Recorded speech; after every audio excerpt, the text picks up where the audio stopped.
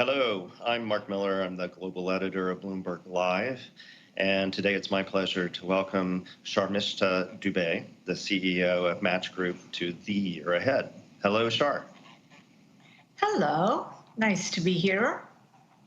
Thank you very much.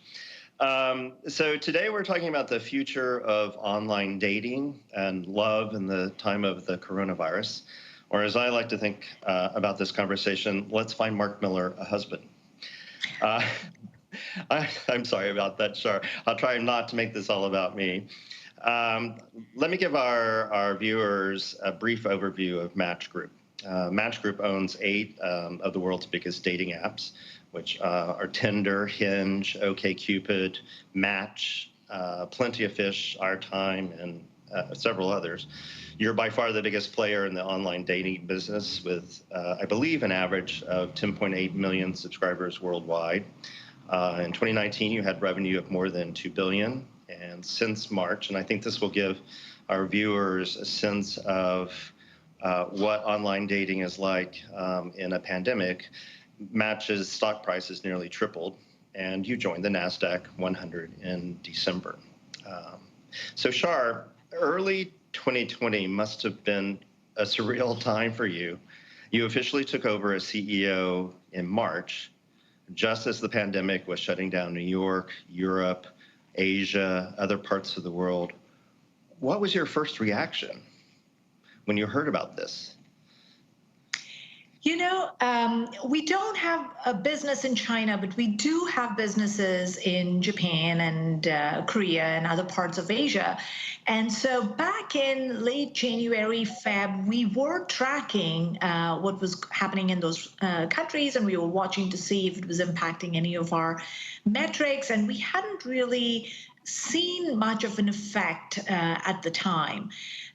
There was, however, I do remember this clear early March sort of realization walking down New York City is, oh, Wuhan is shutting down. Like, surely there is no way New York City shuts down. And so there was a part of this, of everything that happened, I could not have seen.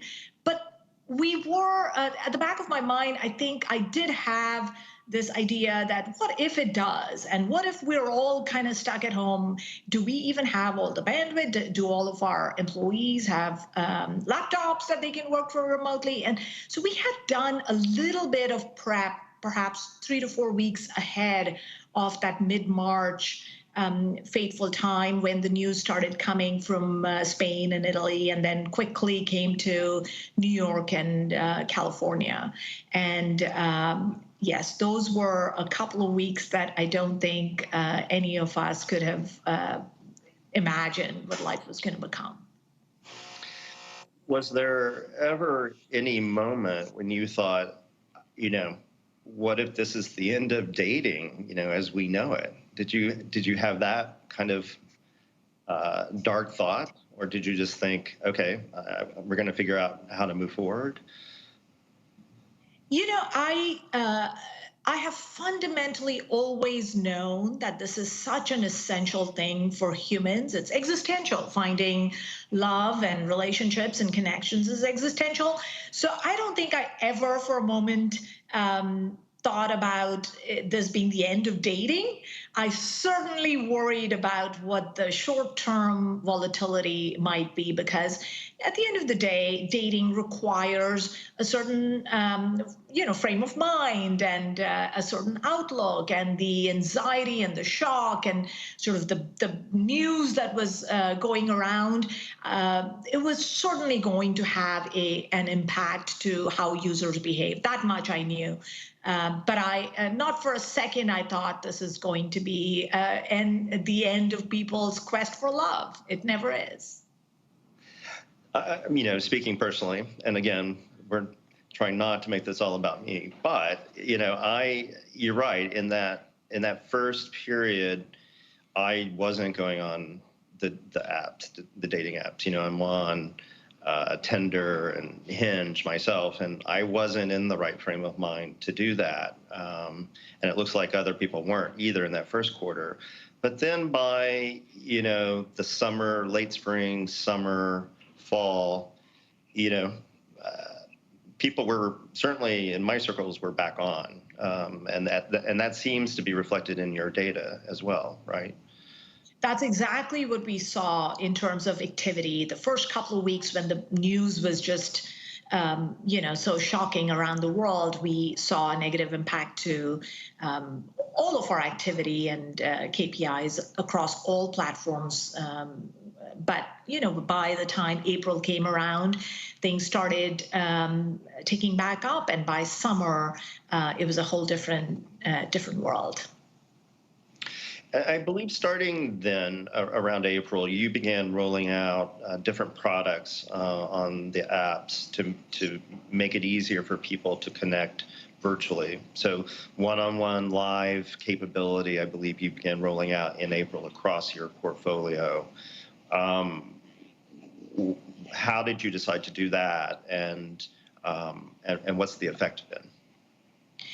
Yes, so we started pivoting our product and our marketing right out the gate. Once the lockdowns came about, we knew we had a lot of people calling us about what this all meant, and so some of the early pivots were about getting people comfortable, giving them more information. We launched hotlines. We saw this interesting trend where suddenly people were not just looking for people in their own area, which is normally what happens on dating apps, but they were reaching out to Italy. Like people in the US were reaching out to Italy and Spain, and we have a few features that allow people to do that you've got to pay for. We made it all free and available, for instance. And then the big one, which is, okay, if people are going to be less willing and able to go meet in the real world, what does that mean? Video obviously became such a big part of all our everyday lives at work and in every other way. It made all the sense in the world for it to be part of the platforms. And so in addition to rolling out live video on our platforms, we also started providing users things to do. How do you do a good video date? Is it okay to cook together? Or, what are sort of the icebreakers that you do? And so a lot of our product evolution during those few months were in that zone. And we've seen a real adoption of video, which shouldn't come as a surprise just by virtue of how we've all evolved. But by summer, about half of our users were already telling us they had been on a video date. And that was a big transformation, I think, for our category and our platforms. I think your users have also indicated that they intend to continue using video, as a potential first date, as a way to check chemistry, even when we have emerged from the pandemic. Is that accurate to say? Yes, indeed. And, I have been such a big believer in the power of video to sort of bridge the disconnect that happens between the chat messaging and then the first time you actually meet someone in person. And so I have been experimenting with live video for almost 10 years, long before the technology was great. And the adoption had not been all that great. But I've always believed this is such a great medium to have a half date so that the quality of your first date is so much better. And so I think finally it took the lockdown to get people to use it.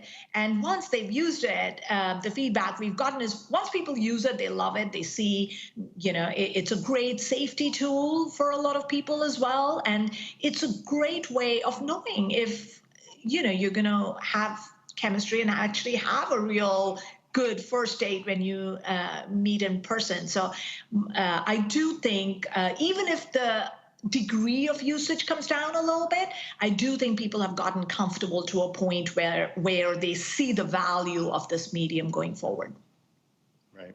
Yeah, that makes total sense to me. There's sort of no way to go back, even or a reason to go back to not using video, even in events like the ones that we do at Bloomberg. As I mentioned before, you're a global company, and your products outside the U.S. are growing rather quickly. And two important markets for Match Group that might surprise people, or at least they surprise me, are Japan and India. What apps are popular there, and why do you think online dating is growing quickly in those markets, for example? So a big part of, if you think about the history of our category, obviously Match.com started the category about 20 plus years ago in the US, and then it grew in popularity in the US and Western Europe. And so we have a brand called Meetic in Western Europe, and they paved the way for the dating apps in the Western world. But much of Asia and rest of the world has been behind, both in terms of connectivity with smartphones and acceptance of dating apps as a way to meet people. But that's growing. These are parts of the world where the population is growing. Young people are taking over the choice of partners, particularly in India. That's a big social cultural shift that's happening, moving away from arranged marriages and young people becoming more empowered to make this important choice on their own. And that is sort of the driving force behind the growing popularity of our apps in those markets. So Japan, as you said, has been one of our largest and fastest growing markets. We have a local product called Pairs in that market, which is the #1 dating app in Japan. But Tinder is also really popular in Japan. And Tinder is one of those unique platforms that's popular around the world in over 100 countries. It's popular in India, but we've also introduced OkCupid in there, and that's growing in popularity in India. And so that's, I think, a part of the world where we will continue to see a lot of fun activity happening. So as you think about the long-term effects of the pandemic on online dating, and since this is the year ahead event, how do you see the year ahead for your company, both in terms of your own workers? I assume your employees are working remotely for the most part at this time. Do you is that a long-term consequence of this pandemic? Do you think you'll have more of your own employees working from home going forward? And what does it mean for the business ahead for you? Yeah, we actually have most of our employees, particularly in the US, working from remotely still, although we have opened a few of our offices for to give people a choice if they don't have a good work environment to come to. I do expect once this is all over, which I remain optimistic is months from here, that it will be some sort of a hybrid. We have certainly gotten used to the flexibility that working from home and remote working has provided. There are real productivity gains for not having to sit in a car for 45 minutes to an hour every day, and those are benefits I think we should take advantage of. At the same time, I think people are realizing more and more about the value of that serendipitous running into someone in the corridors and having the conversation, and the energy and the innovation and the conversation that leads to, which is going to be important. And so I do expect us to get into some sort of a hybrid, more flexible, but definitely not a full-on remote working situation. In terms of the business itself, look, we're still in the midst of the pandemic, believe it or not, in lots of the part of the world. So I do expect short-term volatility based on different markets. But as I said, I think finding love and the relationship and meaningful connections is that much more important when we are dealing with difficult situations. And so ultimately, I think our products have a real strong value proposition and a role to play. And we will eventually come out better and stronger on the other side of this. It is a crowded marketplace. I mean, you own many of the apps, obviously, but Bumble is out there. They're one rival. They've announced that they will IPO this spring or perhaps in February. A potentially much bigger player in the space has entered the market, Facebook. How do you see your competition, not just with them, but potential other players? You're an engineer by training. You must always, and now you're CEO, you must always be thinking about, okay, who's coming to disrupt, my business, like we disrupted the dating business many years ago, traditional dating. How do you see that competition?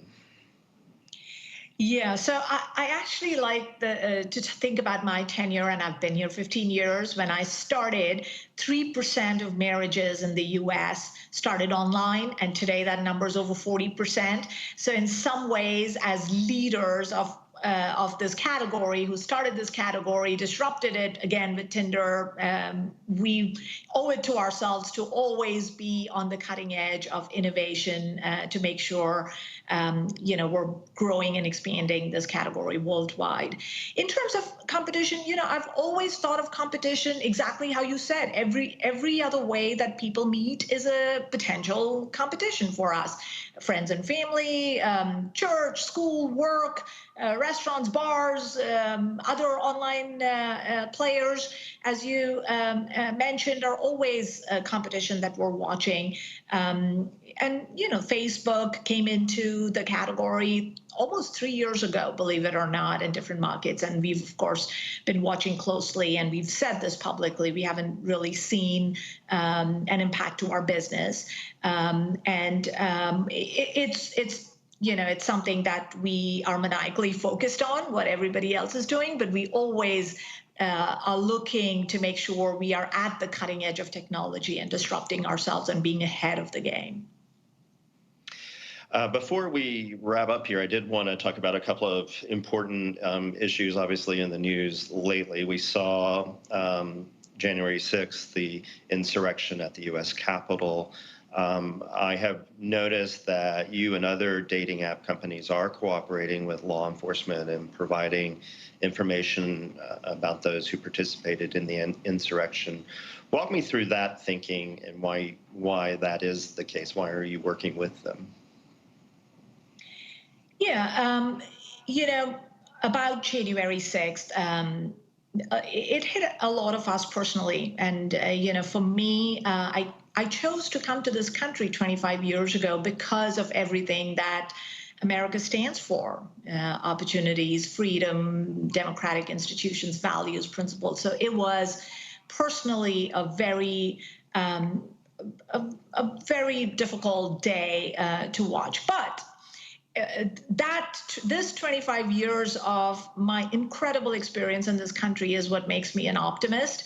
And so I do think we will find the empathy and the respect and open-mindedness to get back on track, and this will be a blip in our history. So that's just me, on the personal side. In terms of our engagement with law enforcement, we've always leaned in favor of safety, and we've always had a policy of not allowing hatred and violence on our platforms, and that has not changed. It remains true to this day, and we will always work with law enforcement and cooperate with them to make our platforms more safe. And so it was not a departure of any kind for us. And obviously, in the past year, we've had this tremendous reckoning around race and inequality, and that's a conversation that will continue, obviously, on. There has been some discussion about whether dating apps should continue to allow race filters, for example, for users to filter their potential dates by race as one of the factors. Match Group is continuing to allow that, which is some people have criticized. What's behind your decision making on continuing that filter? As you can imagine, it's been a big topic of conversation for us all year, all of last year for sure. There's a couple of things here. One, at macro level, I do think dating apps have been really great in actually allowing and breaking down some of these barriers, because otherwise you don't have the ability to branch out of your few degrees of separation in order to find potential partners, and that causes more and more of this sort of tribalism, if you will. In fact, there's a very interesting data out of Pew which shows the growth of interracial marriages in the US, and even though it's still around 16-17%, you see a clear change in trajectory and scope as dating apps become popular. And it's for that same reason, for people who don't think this is a problem, it gives them more avenues to find people of different races. However, one of the things we did find is the use of the filters on the platforms that we have is actually used more and more frequently by minority groups, which sort of makes sense because, to the extent people look at this as a way of relating to their cultural identities and upbringing and values, it is harder to find if you don't have this filter for these smaller groups on our platform, on our large mass market platforms. And that has been the thinking for allowing it to continue. But we keep talking to our customers and users, and we evaluate this all the time. So that's sort of where we are.